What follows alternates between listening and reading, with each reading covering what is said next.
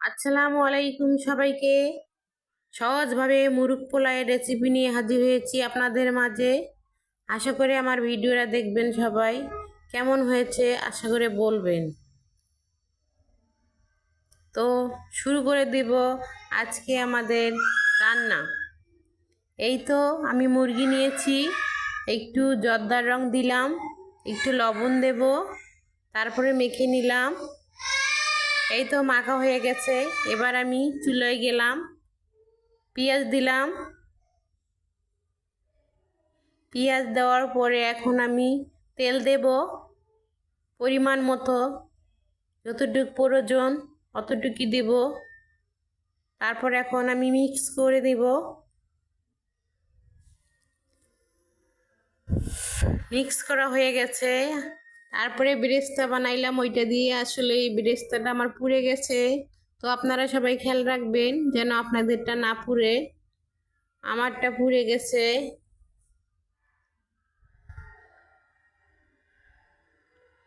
এই তো অল্প কিছু মশলা আমি নিলাম, তেলে দিয়েছি। তারপরে একটু নাড়বো ভালো করে। নাড়া হয়ে গেছে। এখন এর সঙ্গে আমি পেঁয়াজ অ্যাড করে দিব। এই তো পেঁয়াজ দিয়ে দিয়েছি। এখন এটা ভালো করে আমি মিক্স করে নিব। মিক্স করা হলে এখন একটু আদা রসুন বাটা দিয়ে দেব পরিমাণ মতো, মানে 2 চামচ হবে এরকম দিলাম। এই তো ভালো করে এখন নেড়ে দেব। নাড়া হয়ে গেছে, মানে গন্ধটা যেন চলে যায় আদা রসুনের, এজন্য তেলে দেওয়া। এই তো আমি এখন বাদাম বাটা দিয়ে দিলাম। বাদামটা দেওয়ার সঙ্গে সঙ্গে এখন নাড়তে হবে ভালো করে আমাকে। আর বাদাম দিলে তেলের সঙ্গে এই কড়াইয়ে তো তাড়াতাড়ি লাগে, তাই আমি অপেক্ষা আর করিনি। এখানেই মাংসটা ঢেলে দিয়েছি। ঢেলে দেওয়ার পর এখন আমি ভালো করে নাড়বো, মানে এটার সঙ্গে ভালো করে মিক্স করে নিব। মিক্স করা হয়ে গেছে। এখানে আমি একটু পানি দিয়ে দেব সিদ্ধ হওয়ার জন্য। এই তো আমার পানিটাও দেওয়া হলো। এখন আমি ভালো করে নেড়ে দিলাম, ঢেকে দেব। দেওয়ার আগে লবণ দিয়েছিলাম, লবণ দেওয়ার কথা ভুলে গিয়েছিলাম, তাই আমি লবণটা দিয়ে দিচ্ছি।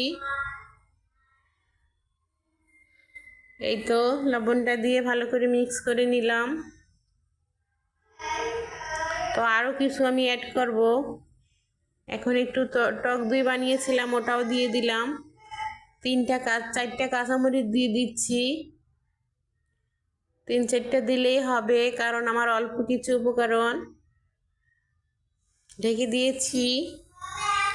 এই তো আমার মাংসটা সিদ্ধ হয়ে গেছে। তো একটু উল্টে দিচ্ছি দুপেটে। আস্তে আস্তে উল্টাচ্ছি যাতে ভেঙে না যায়, আর ভেঙে গেলে আবার ভালো লাগবে না দেখতে।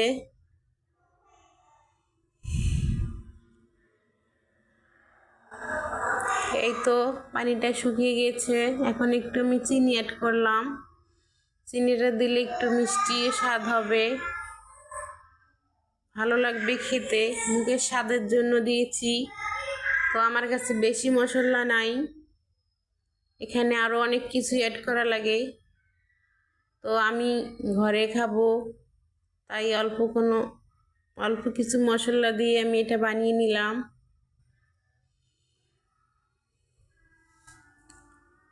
তো আপনারা এখানে গোলাপ জল, কেওড়া জল এগুলো অ্যাড করবেন।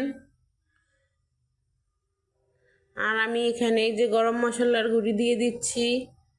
এখানে অনেক মশলা আছে, জয়ফল, জয়ত্রী, এই ডালচিনি, ছোট এলাচ, বড় এলাচ, লবঙ্গ সব কিছু আমি একসঙ্গে গুঁড়ো করে নিয়েছি।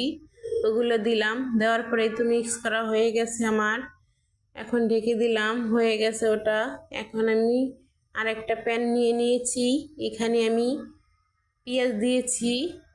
তো পেঁয়াজটা ভাজার জন্য আমি তেল দিয়ে দেব এখানে।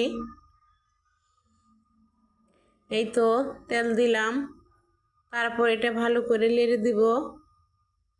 এই তো হয়ে গেছে আমার পেঁয়াজটা ভাজা, একটু লাল বাদামি কালার করে নিয়েছি আমি।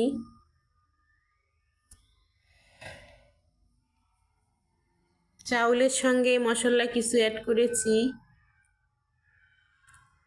ধুয়ে রাখি আমি ঝরাই দিছিলাম চাউলটা পানি ঝরার জন্য। ওখানে আমি যে আপনার তেজপাতা, ডালচিনি এগুলো দিয়ে রেখেছিলাম। এখন আমি একটু আদা রসুন পেস্ট দিয়ে দিচ্ছি 1 চামচের মতো। এখানে আবার লবণ দিতে হবে আমাকে ভাতটার জন্য। এখন ভালো করে মিক্স করে নিব আমি সবগুলো উপকরণ।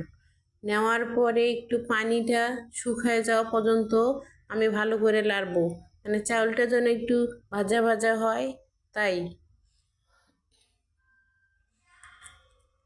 এই তো আমার হয়ে গেছে চাউল ভাজা। এখন আমি এখানে গরম পানি দিয়ে দিব। গরম পানিটা মেপে দিবেন আপনারা, আমি অবশ্যই মেপেই ফুটাইছি, তাই আর মাপলাম না, সরাসরি ঢেলে দিচ্ছি। এই তো দিলাম এখানে ঢেলে।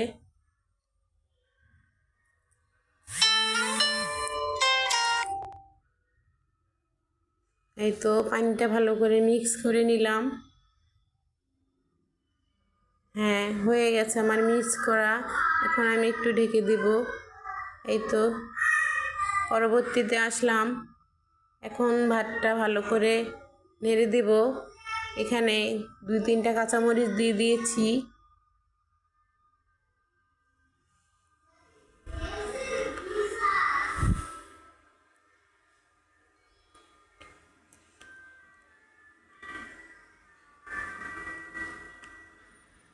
এখন ভাতটা আমি মাঝখানে একটু গর্ত করে নেব, ওখানে মাংসগুলো সবগুলো দিয়ে দেব।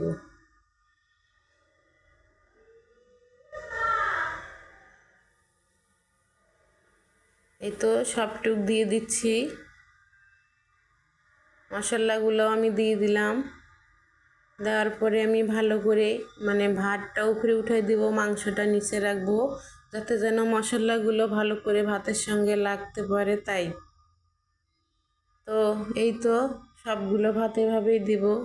ভাতগুলো একটু ফুটবে আর একটু মানে সিদ্ধ হয়নি ভালো করে, তাই এভাবে দিলাম। তো ঢেকে দিচ্ছি। এই তো ঢাকনা খুলে এবার দেখাই দেবো আপনাদের। এই তো এখন একটু বেরেস্তা দিয়ে দিচ্ছি উপরে দিয়ে ভালো করে। এই তো আমার বেরেস্তাটা কম হয়েছে, তো আপনারা আশা করি একটু বাড়িয়ে নেবেন। এই তো আমার হয়ে গেছে রান্না, রুমে নিয়ে আসলাম।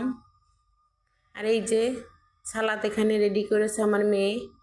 তো কেমন হয়েছে সালাদটা রেডি করে আপনারা বলবেন অবশ্যই, ও খুশি হবে আপনারা যদি বলেন। আর ভালো লাগলে আমার চ্যানেলটা অবশ্যই লাইক করবেন, শেয়ার করবেন। তো এই তো আমার ছেলে খাইয়ে দেখাই দিচ্ছে আপনাদের।